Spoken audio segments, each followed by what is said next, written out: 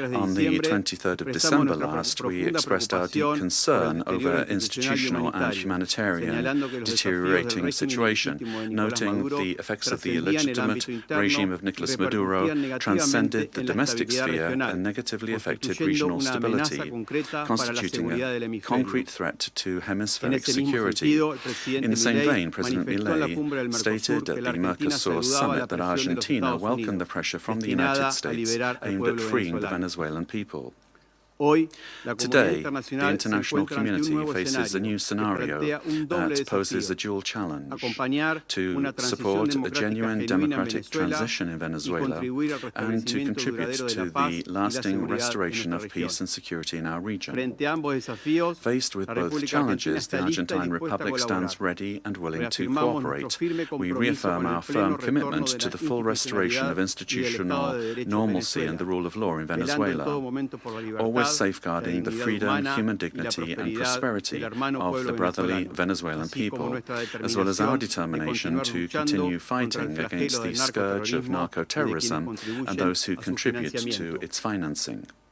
The process that begins today requires the firm and coordinated commitment of all those countries that have accompanied the Venezuelan people in their long struggle, so that Venezuela can leave behind more than 2 decades of political, humanitarian and social crisis and can finally be reunited with freedom, democracy, respect for human rights and economic prosperity.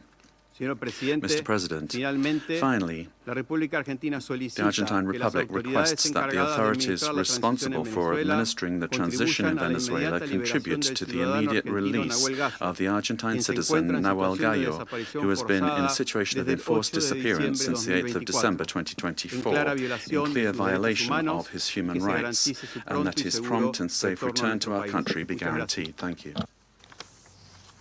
I thank the representative of Argentina and now give the floor to the representative of Chile. Thank you, Mr. President. Chile would like to thank Somalia for convening this informational briefing under the item Threats to International Peace and Security. We'd also like to thank Madam Rosemary DiCarlo, USG for Political and Peacebuilding Affairs, as well as the briefings from Mr. Jeffrey Sachs and Ms. Mercedes de Freitas. President, Chile would like to express our deep concern and firm condemnation of the unilateral military action taken by the United States in the territory of the Bolivarian Republic of Venezuela. We also reiterate consistently our firm commitment to respect for international law, sovereignty and territorial integrity of states, and the peaceful settlement of disputes, the prohibition of the threat or the use of the threat of force, and full respect for human rights. These affirmations are accepted by the majority, and they must maintain their importance in order to preserve international peace and security. We said this on the 23rd of December when we took the floor, and we reiterate this today. Chile does not recognize the Maduro regime, but serious violations of human rights being faced by Venezuela do not have a military solution. They can only be addressed through peaceful, gradual and inclusive measures that will take into account the legitimate aspirations of the Venezuelan people. Respect for international law does not allow for exceptions, including when it comes to addressing the illegitimacy of a president. Problems must always be solved within the normative framework that we have provided for ourselves as nations. The future of Venezuela must include free elections, citizen participation, and international assistance, and not with actions that could create dangerous precedents or escalate tensions in the region with serious consequences for the population. Chile, as a witness of history and based on our own experience with the loss of democracy, where there was foreign interference that caused extreme damage and pain for the Chilean people, we were able to recover our democracy through a transitional process that was carried out with the assistance of the international community, the strength of organized citizens, and through our institutions. Mr. President, Chile would like also to underscore the urgent need to continue with coordinated efforts multilaterally to address transnational organized crime, and we're also convinced that Latin America and the Caribbean must continue to be a zone of peace, because that zone of peace not only serves Latin America and the Caribbean, but the entire world. An armed conflict will have devastating humanitarian consequences in Venezuela and in the region. It will worsen the suffering of the civilian population and worsen even further the displacement, insecurity and vulnerability aspects of the situation. We reiterate that any differences must be dealt with exclusively through peaceful means in strict respect for international law, the sovereignty of states, and the prohibition of the use or the threat of the use of force. As was recently indicated by the heads of state of Brazil, Chile, Mexico, Uruguay, and Spain, we express our concern with regard to any attempt to control government administration or foreign ownership of strategic assets. This would be against international law and would threaten the political, economic, and social stability of the region. Mr. President, given this complex scenario, Chile welcomes the role that could be played by multilateral fora. And here, particularly, we would refer to the role of the United Nations, and particularly the role that could be played by the Secretary General and by this Council, with the consent of the parties involved to contribute to de-escalating the situation and searching for an understanding that would favor a peaceful and lasting exit to the crisis.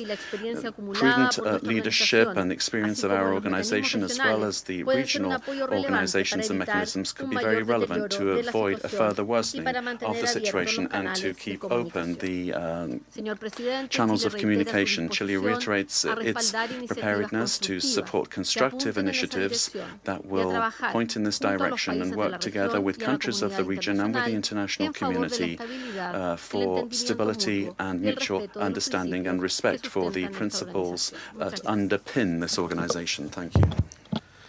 I thank the representative of Chile for the statement and now give the floor to the representatives of Brazil.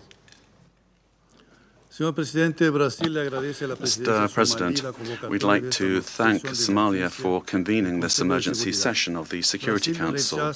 Brazil categorically and firmly rejects the armed intervention in Venezuelan territory in flagrant violation of the Charter of the United Nations and of international law. The bombings on Venezuelan territory and the capture of its president cross an unacceptable line. These acts constitute a very serious affront to the sovereignty of Venezuela and set an extremely dangerous precedent for the entire international community. The Charter of the United Nations establishes as a pillar of the international order the prohibition of the use of force against the territorial integrity or political independence of any state, except in the circumstances strictly provided for therein.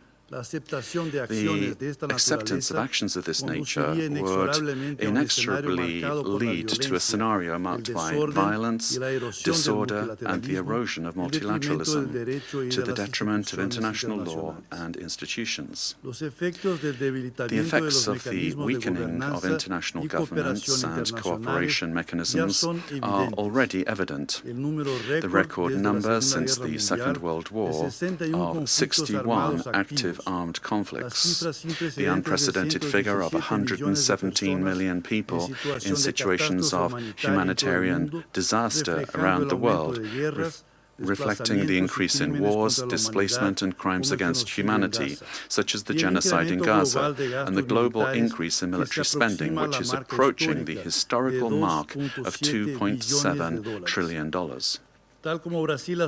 As Brazil has reiterated on numerous occasions, the norms that govern coexistence among states are mandatory and universal. They do not admit exceptions based on ideological, geopolitical, political, economic, or any other kind of interests or projects. They do not admit that the exploitation of natural or economic resources justifies the use of force or the illegal change of a government. The multipolar world of the 21st century, which promotes peace and prosperity, must not be confused with spheres of influence. We cannot accept the argument that the end justifies the means. This reasoning lacks legitimacy and opens the possibility of granting the strongest the right to define what is just or unjust, what is right or wrong, and even to ignore national sovereignties, imposing the decisions to be taken by the weakest. Latin America and the Caribbean have made peace a conscious, lasting, and irreversible choice. The resort to force in our region evokes chapters of history that we believed we'd left behind us and endangers the collective effort to preserve the region as a zone of peace and cooperation, free of armed conflicts, respectful of international law and the principle of non-intervention. Armed interventions in the past have had profoundly negative and lasting consequences. Contrary to freedom and democracy, those interventions produced authoritarian regimes and serious violations of human rights, leaving as a lamentable result thousands of dead, political prisoners, tortured persons, and disappeared persons whose families still today search for their loved ones, as well as justice and reparation. For the first time in South America, a profoundly alarming event has occurred. An external armed aggression with the deployment of troops and bombings in a neighboring country contiguous with Brazil, with which we share more than 2,000 kilometers of border. Mr. President, South America is a zone of peace. I insist upon that. We have upheld and will uphold with full determination peace and non-intervention in our region. Furthermore, Brazil does not believe that the solution to the situation in Venezuela lies in the creation of protectorates in the country, but rather in solutions that respect the self-determination of the Venezuelan people within the framework of its constitution. The events of January 3rd transcend the regional sphere. The attack on the sovereignty of any country, regardless of the direction of its government, affects the entire international community. This and other cases of armed intervention against the sovereignty of a country, its territorial integrity, or its institutions must be vehemently condemned. It is up to this Council to assume its responsibility and react with determination, clarity, and obedience to international law in order to prevent the law of force from prevailing over the force of law.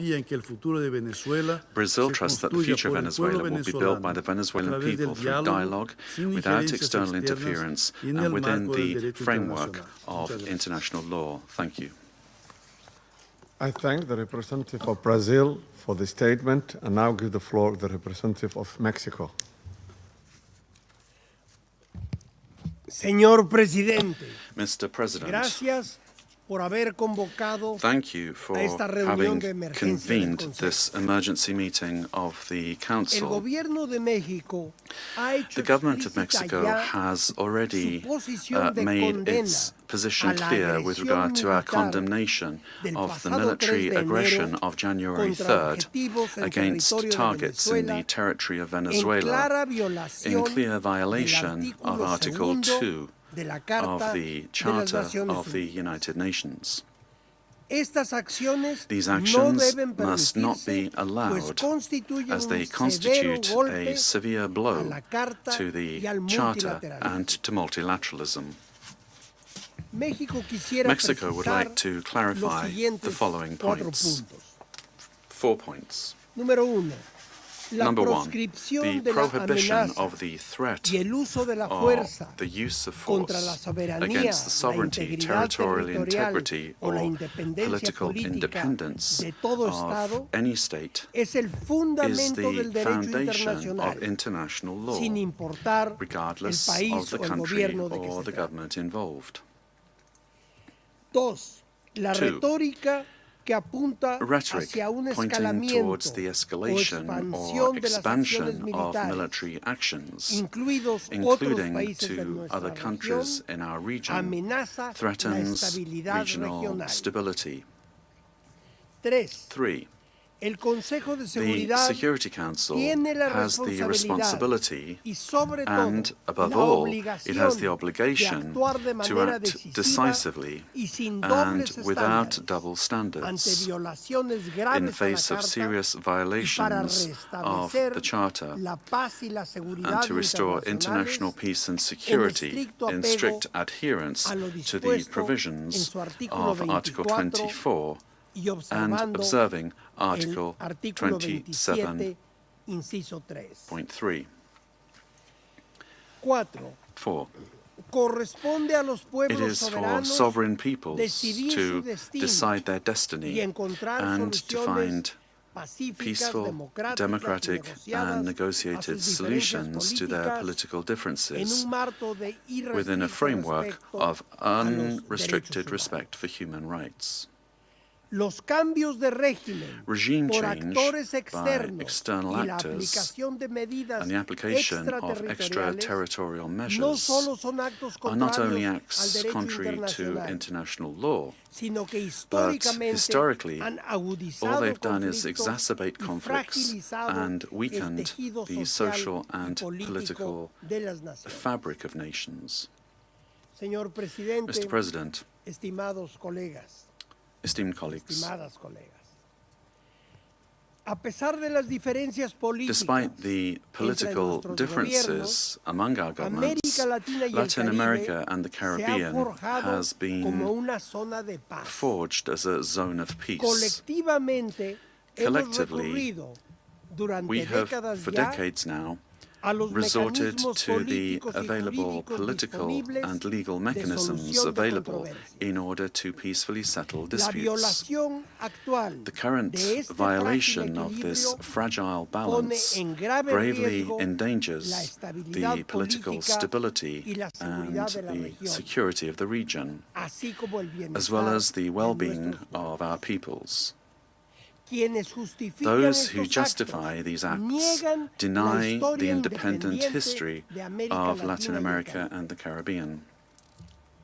Mexico, firm in its constitutional principles of foreign policy and its pacifist calling, emphatically reiterates that dialogue and negotiation are the only legitimate and effective ways to resolve existing differences.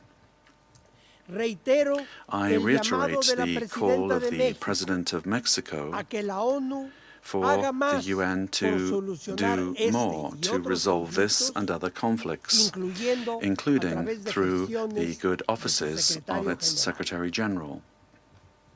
In view of the events of January 3rd, Mexico reaffirms its willingness to support any effort at facilitating dialogue, mediation, or providing assistance that promotes peace in the region.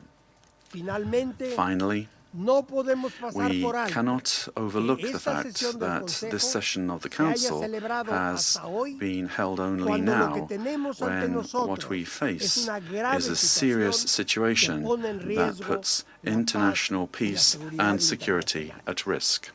Thank you. I thank the representative of Mexico for his statement, and now give the floor to the representative of Paraguay. Gracias, señor presidente. Thank you, Mr. President. La delegación de la República del Paraguay the delegation of Paraguay would like to thank the presidency and the members of the Council for the opportunity to take the floor at this very important session.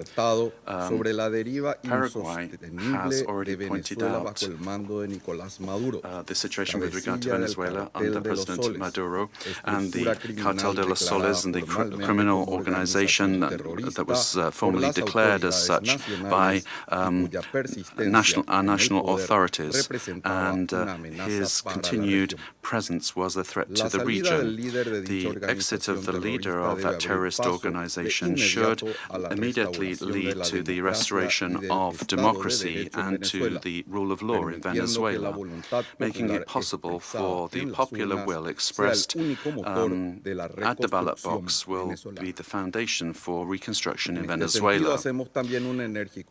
We would also urgently call for the release of all political prisoners that are still in the prisons of that country, and we reiterate that a return to democratic institutions in Venezuela and the possibility for the legitimately elected authorities to resume their functions are fundamental steps for stability in the region. And finally, Paraguay reaffirms our historic commitment to the peaceful settlement of disputes, and we would observe the current events in Venezuela, and we would urge democratic means to be given priority for an ordered transition.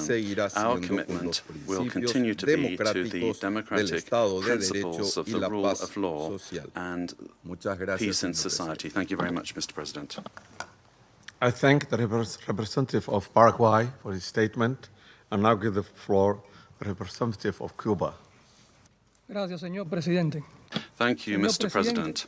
Mr. President, Cuba aligns itself with the statement to be delivered by Eritrea on behalf of the group of friends of the United Nations and Uganda on behalf of the non-aligned movement. Since September of last year, Cuba has been denouncing the hegemonic and criminal plans of the United States and its aggressive projection against Venezuela and the region.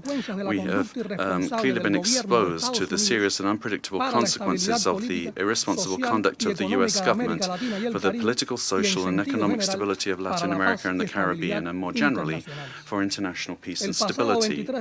On the 23rd of December, in this very body, we set out the sequence and escalation of actions carried out by the United States with the aim of overthrowing by force the legitimate and constitutional government of Venezuela and destroying the civic military union. The United States resorted to various maneuvers to materialize its plans for domination, including vile extrajudicial executions and acts of piracy, maritime terrorism against oil tankers and their crews in international waters of the Caribbean Sea, as well as the imposition of an illegal naval blockade against Venezuela and the politically motivated designation of its legitimate government as a foreign terrorist organization. Previously, it had subjected that country to prolonged unilateral coercive measures, economic asphyxiation, smear campaigns, and attacks against some of its important institutions, exposing it to a cruel psychological war. With absolute disrespect for the Charter of the United Nations and international law, including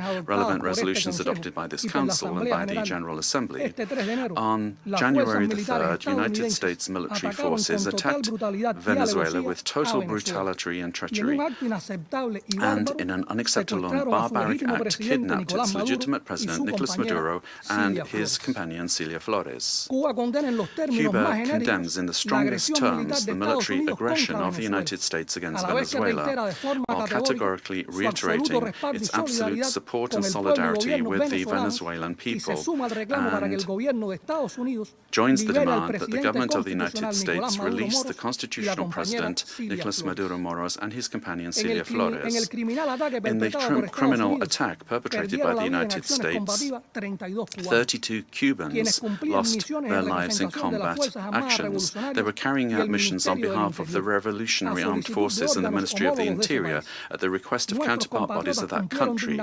Our compatriots honorably fulfilled their duty and fell after fierce resistance in direct combat against the attackers or as a result of the bombings of the facilities. Through their heroic actions, they upheld the solidarity sentiments of millions of our compatriots.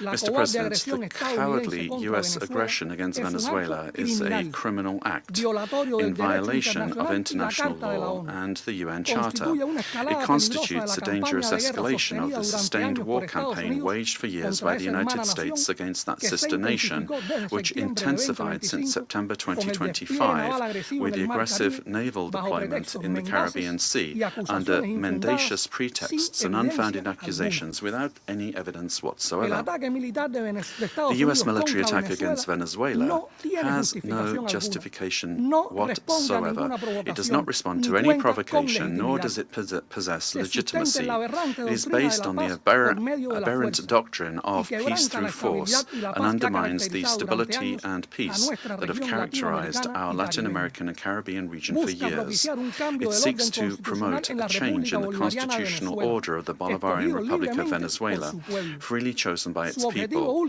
Its ultimate objective is not the false narrative of combating drug trafficking, but control over Venezuela's land and natural resources, as has been openly and shamelessly declared by President Trump and his Secretary of State. This is an imperialist and fascist aggression with objectives of domination that seeks to revive the U.S. hegemonic ambitions over our America, anchored in the outdated Monroe Doctrine. It also seeks to intimidate and subjugate the governments of Latin America and the Caribbean.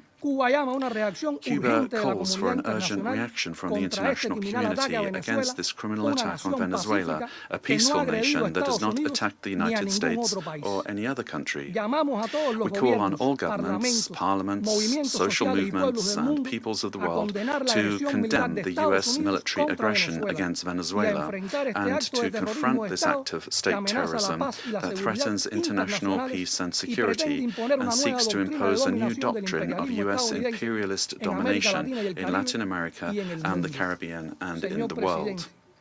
Mr. President, the recent statements about imperialist plans to steer Venezuela toward a supposed safe, appropriate and prudent transition are totally unacceptable.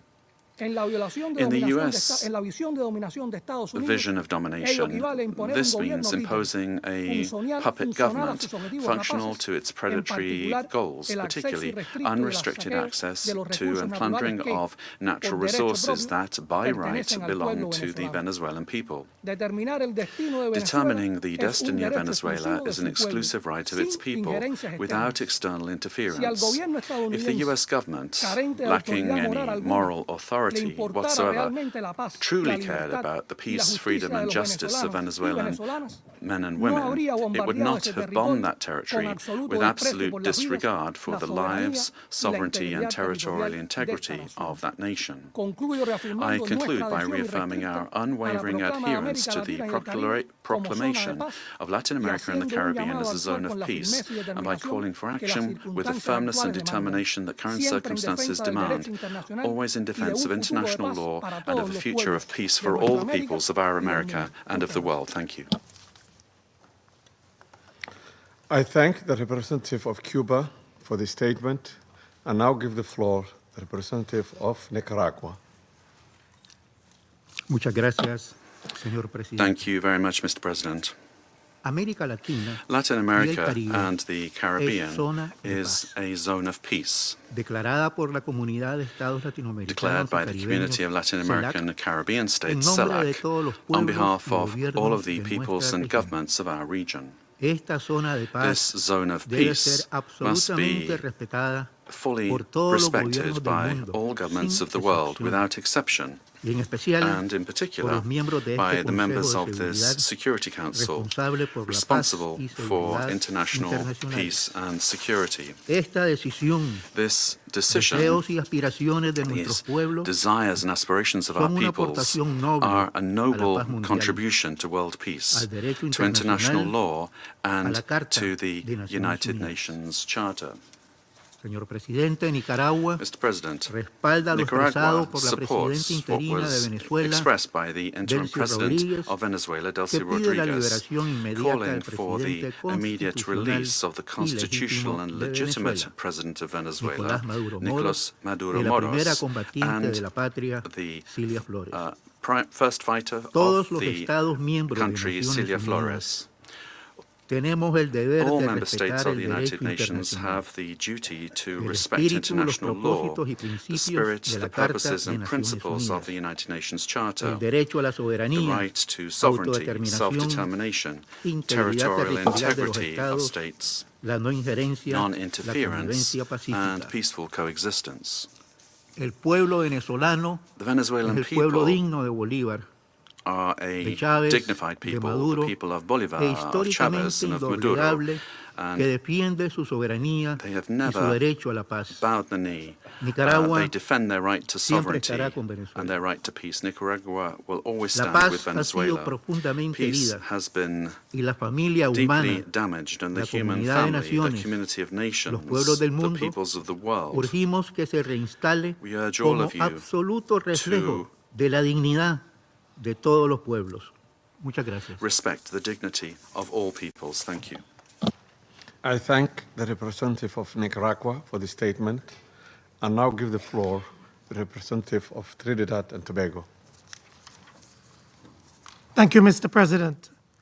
The delegation of Trinidad and Tobago thanks the Security Council for convening this urgent meeting following the recent developments in the Bolivarian Republic of Venezuela. My delegation addresses this council today as a Caribbean nation, a neighbor of Venezuela, and a long-standing advocate for peaceful coexistence and the rule of law. The government of Trinidad and Tobago has taken note of the military operations undertaken by the United States in Venezuela. We remain committed to cooperative efforts led by the United States to disrupt and dismantle networks that enable transnational crime across the Americas, whose activities have had debilitating effects on the security and stability of the region. Trinidad and Tobago remains steadfast in its support of the United States of America's initiatives that strengthen regional security, reinforce the rule of law, and safeguard the well-being of our societies, the Americas.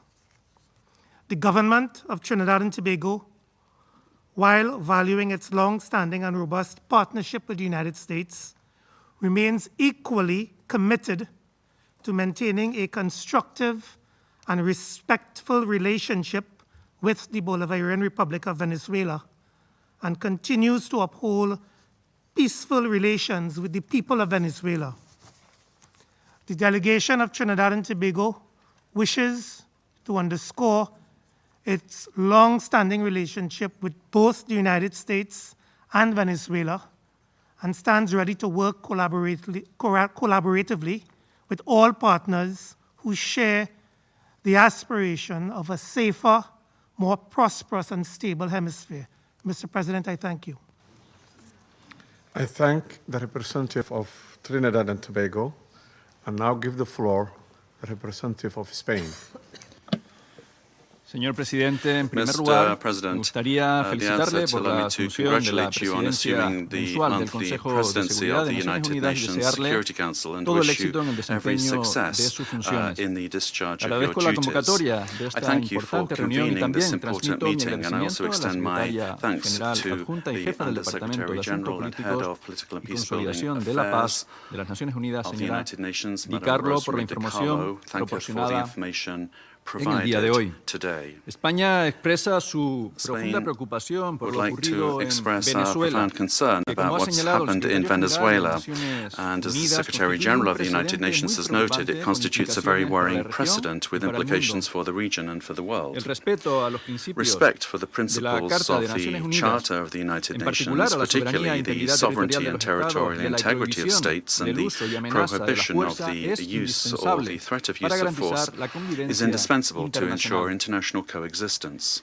España defiende la Spain vigencia de un defends orden the internacional validity of basado an en international reglas, order that is donde resulta rules-based, where imperativo it is imperative, apostar, como recoge el artículo as set out in 2.3 Article de la Carta, por 2.3 of el the arreglo Charter, to pacífico de las pursue the controversias. peaceful settlement of Consideramos que disputes. estas acciones We constituyen consider un that these precedente actions muy preocupante constitute a para la very paz y la troubling seguridad precedent for regional, regional peace y and recordamos que security, los recursos and naturales we del país recall son that the parte natural de resources su of the country are soberanía. part of its sovereignty. Compartimos que la lucha We contra share el the crimen view that organizado the en la fight región against es una organized prioridad crime in the region is a Pero priority, esa lucha but solo that puede fight hacerse can mediante la only be cooperación waged through internacional. international cooperation. Compartimos también que es We prioritario also share defender the los view derechos that humanos it is y a las libertades priority públicas to en Venezuela. defend human rights and España quiere fundamental trabajar freedoms por la in paz, la Venezuela. estabilidad, la Spain democracia, seeks el to work for progreso, peace, el stability, progreso democracy, y la progress, justicia and social social. Y eso no justice, puede venir and impuesto that por la cannot fuerza. be imposed by Eso force. solo puede venir a It través can de un only diálogo come extenso through entre broad venezolanos, dialogue among con una Venezuelans, solución leading venezolana to a pacífica y peaceful and democrática, democratic que sea la Venezuelan voz del pueblo solution. venezolano It la must que be the marque el voice of the destino Venezuelan de people that Venezuela. determines the destiny of España no Venezuela. reconoció el resultado de las Spain últimas did not elecciones celebradas recognize the en Venezuela en results of the julio most de recent 2024 elections held in y ha Venezuela sido in July contundente su condena de cualquier 2024 violación y and has been amenaza a los derechos unequivocal in humanos. condemning any Ha violations dado and threats to protección a human aquellos líderes rights. opositores We que have han sido provided perseguidos protection y ha to mostrado opposition un firme leaders who have rechazo been a cualquier persecuted conducta and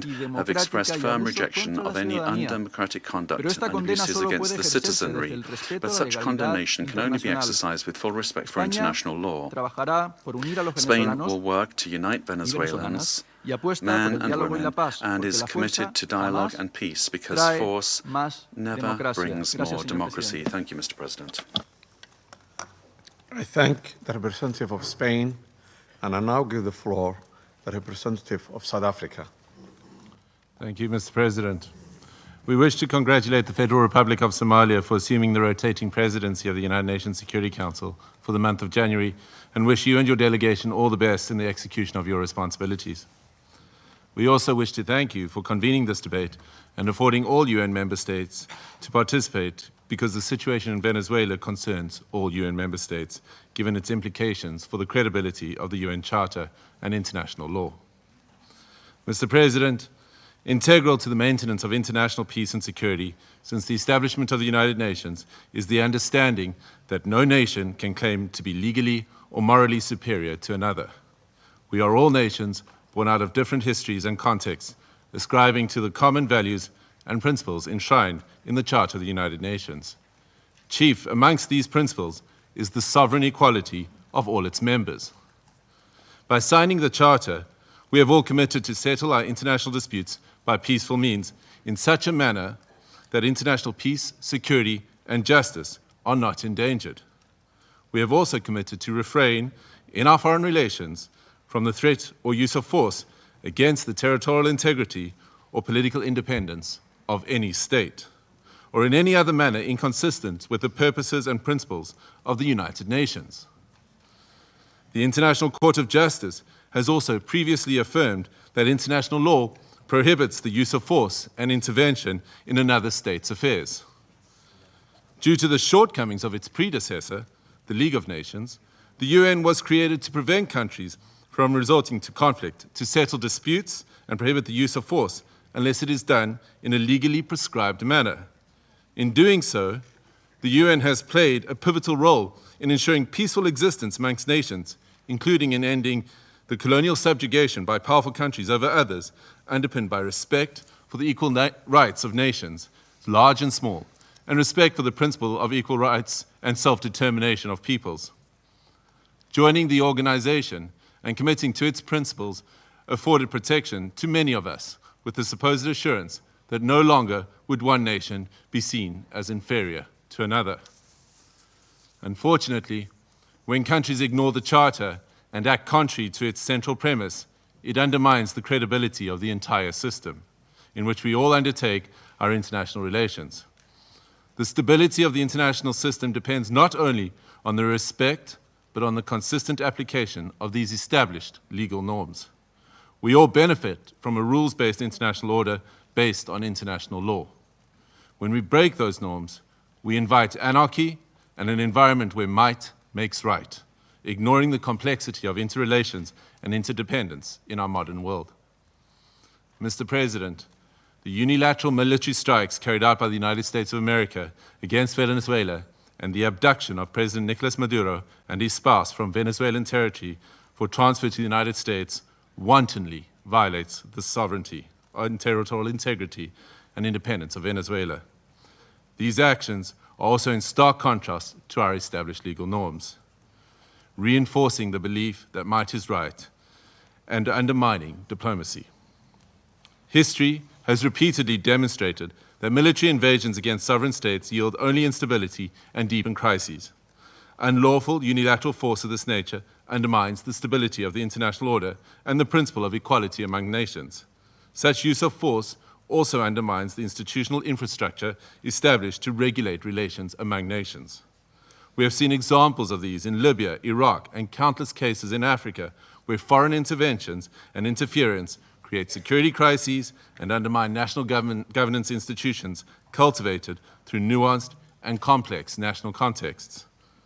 South Africa stresses that allegations of internal governance challenges, human rights concerns, or acts of criminality by a head of state cannot justify a breach of the Charter's prohibition on the use of force, particularly Article 2.4 of the Charter. The peaceful resolution of disputes and internal matters must proceed in accordance with international law and through multilateral mechanisms. Additionally, under international law, a state has exclusive jurisdiction over persons and conduct within its own territory. Any enforcement of domestic law, including arrest by one state within the territory of another state without the state's consent, is an unlawful violation of sovereignty. There are recourse mechanisms at the disposal of states to implement international law. This includes taking action by bringing a case before the International Court of Justice or seeking action from the Security Council. We note the statement issued by a group of concerned countries, mainly those in the Latin American region, most affected by the developments in Venezuela, which reiterates that the situation in Venezuela must be resolved exclusively through peaceful means, through dialogue, negotiation, and respect for the will of the Venezuelan people in all its expressions, without external interference and in accordance with international law. Mr. President, each one of our countries, including our peoples, that are members of this organization and that are bound to its charters, have the right to determine our own democratic and political path. This inherent charter-given right to self-determination cannot and should not be abrogated. If we do not stand up for the sovereign rights of any nations or states when they are undermined and wantonly violated, then which one of us are safe or are guaranteed protection by the principles of the Charter and international law? Failure to act decisively against such violations is a tantamount to inviting anarchy and normalizing the use of force and military might as the main form of discourse in international politics. This would be a regression into a world preceding the United Nations, a world that gave us two brutal world wars, and an international system prone to severe structural instability and lawlessness. We cannot afford to proceed into a complex future without the stability and protection afforded by international law. I thank you. I thank the representative of South Africa for his statement, and I now give the floor to the representative of Eritrea.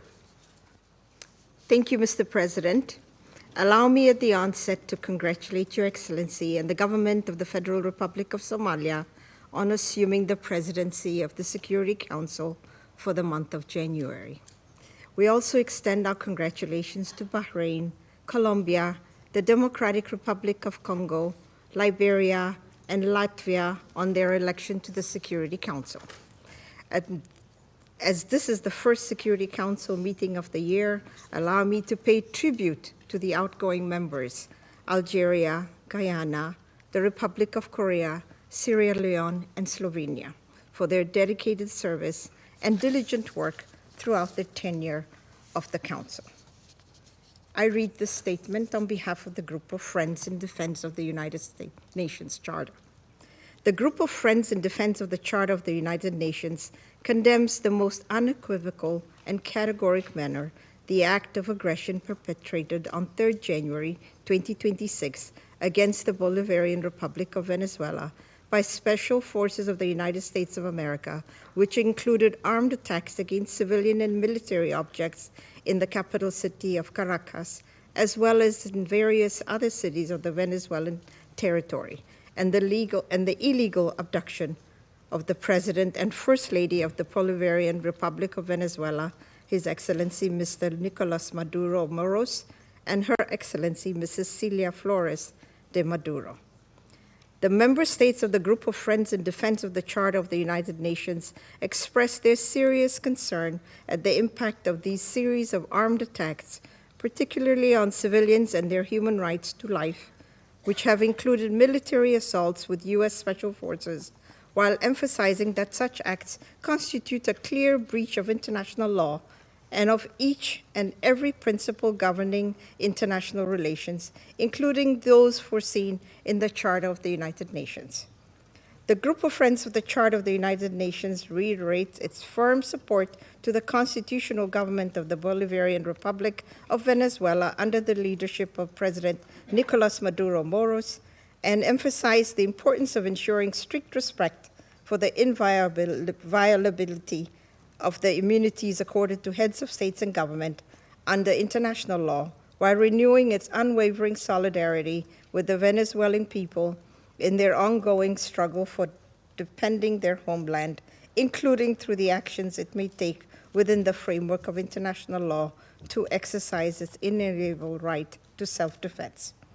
The member states of the Group of Friends in Defense of the Charter of the United Nations demand for the immediate cessation of all hostilities against the Bolivarian Republic of Venezuela, for the full respect for the sovereignty, territorial integrity, political independence, and inalienable right to self-determination of the Bolivarian Republic of Venezuela, for the immediate return of President Nicolas Maduro and First Lady Celia Flores de Maduro to the Venezuelan national territory, and for those responsible for these acts of aggression to be held accountable. The Group of Friends of the Charter of the United Nations firmly reject the remarks delivered by the President of the United States of America during the afternoon of 3rd January 2026, in which he not only threatened with additional airstrikes against the Venezuelan territory, but also claimed to resolve to occupy and govern the Bolivarian Republic of Venezuela, and to exploit the natural resources and administer the wealth of that sisterly nation in what can only be described as the confession of a clear plan of annexation that foresees, among others, the complete obliteration of the inalienable rights of the Venezuelan people, as well as the fundamental rights of the Venezuelan state as a whole.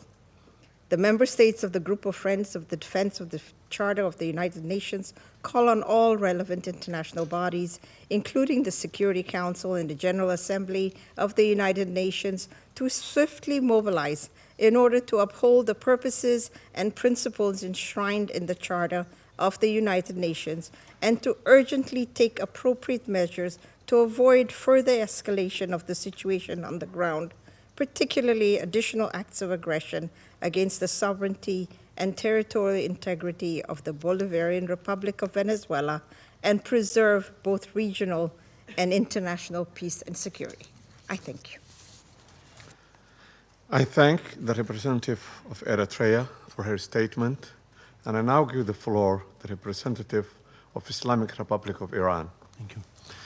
In the name of God, the compassionate and merciful, thank you, Mr. President, for convening this emergency and important meeting.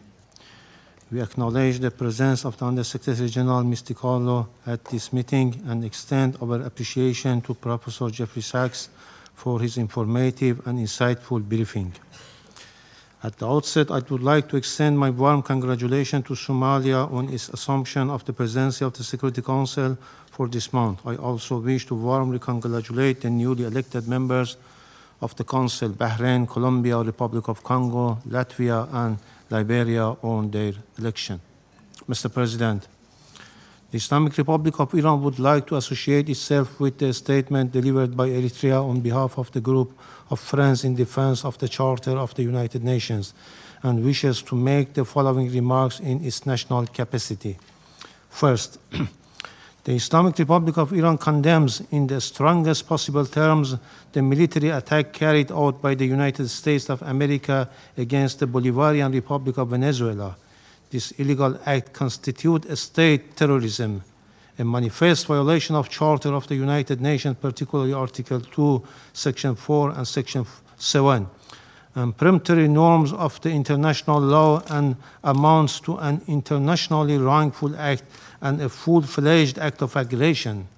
Such military aggression against an independent member state of the United Nations establishes a serious breach of regional and international peace and security, with far-reaching consequences for the international system as a whole. Second, The abduction of democratically elected president and the first lady of the Bolivarian Republic of Venezuela by the United States constitute a flagrant violation of customary international law, including the principles of the inviolability of the immunities accorded to the heads of a state and government under international law, and represent a grave assault on the sovereign equality of states. The Islamic Republic of Iran recalls Venezuela's inherent right to self-defense and underscores the legal responsibility of the United Nations, in particular the Security Council, to take immediate measures to halt this unlawful aggression and to ensure accountability for all those responsible. Iran also affirms its full support for the people and legitimates the elected government of the Bolivarian Republic of Venezuela. Third, the United States is openly seeking to substitute its domestic law for international law and the Charter of the United Nations. This represents a serious warning to the international community and to all member states. Such unlawful conduct strikes at the very foundations of the Charter-based international legal order and establishes a dangerous precedent that must be categorically and unequivocally rejected. The so-called declared U.S. policy of peace through strength prescribes the law of the jungle and the rule of force instead of rule of law, and if tolerated and normalized, would render the collective security system established by the Charter ineffective and devoid of purpose. Fourth, the continued inaction and paralysis of the Security Council in the face of the explicit threat and act of aggression by the United States have fostered a dangerous climate of impunity. It has emboldened the United States to persist in unlawful conduct that poses a grave threat to regional and international peace and security.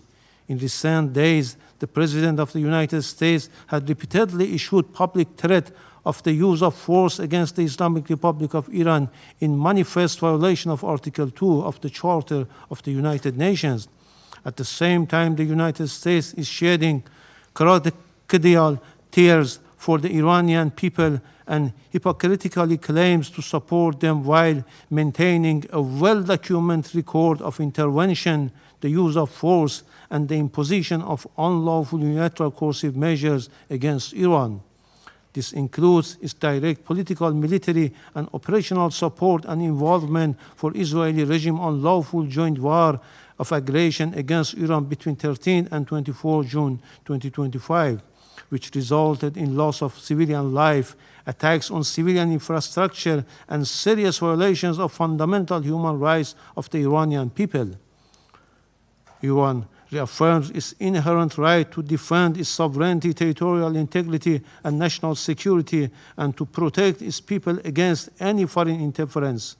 The United States of America will bear full responsibility for consequences arising from its unlawful threats and any ensuing escalation. Finally, we unequivocally reject the baseless allegation and unwarranted reference made to Iran by the representative of the United States at this meeting. The facts on the ground are clear, speak loudly for themselves, and cannot be concealed by political rhetoric or manufactured narrative. I thank you.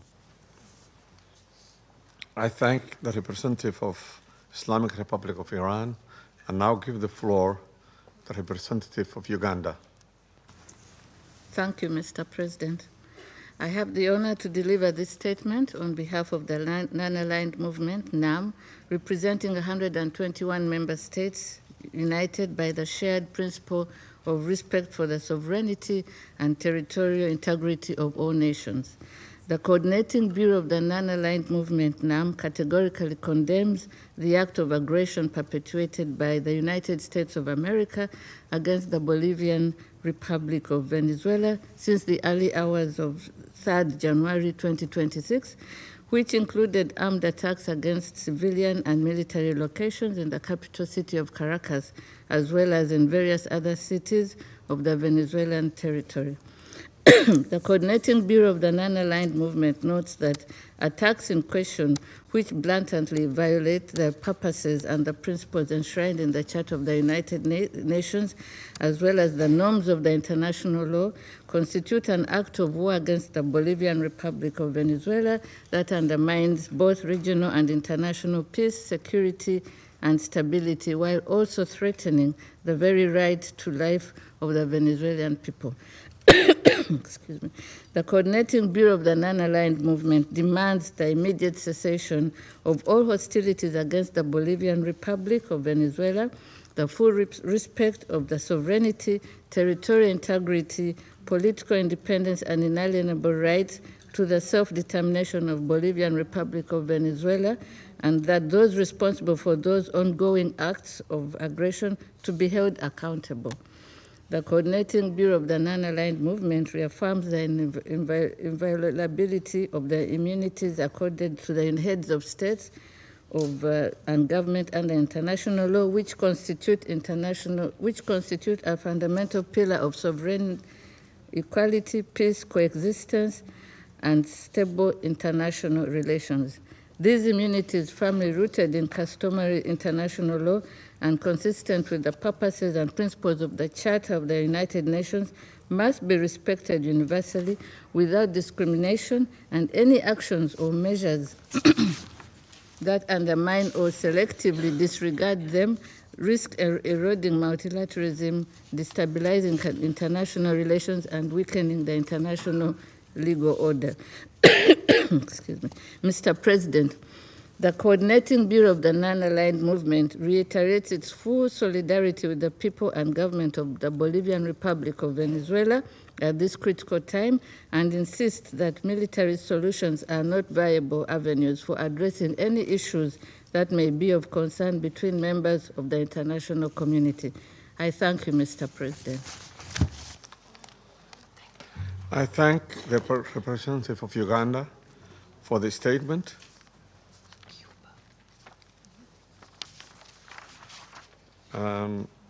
I now give the floor to the representative of Cuba, who has asked for the floor to make a further statement.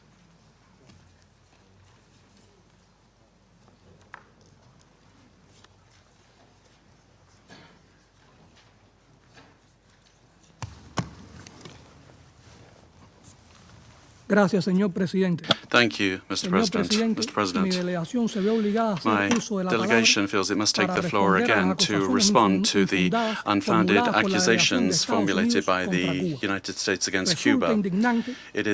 We are indignant that those that have led unilateral aggressions and systematic violations of international law pretend to judge other sovereign states with a totally immoral and irresponsible attitude lacking respect. We fundamentally reject the accusations that Cuba has intelligence assets in Venezuela. These kinds of statements lack any factual base and are a clear attempt to take the eyes of the world off the criminal acts of the United States in the region. Cuba strictly respects the sovereignty, independence, and inalienable right of the Venezuelan people to decide their own destiny, as established by the United Nations Charter. Cooperation between both countries is in multiple spheres, has legitimate basis, and is based on bilateral agreements signed by both parties, as has been declared by the revolutionary government. The 32 combatants that fell in terrorist acts perpetrated by the United States were in missions of the revolutionary forces at the request of Venezuela. Those patriots were heroic in their action, showing solidarity with millions of Cubans. These accusations attempt to suggest that Cuba is involved in this way in Venezuela. We categorically reject that. Thank you. I thank the representative of Cuba for the statement. There is no more names inscribed on the list of speakers.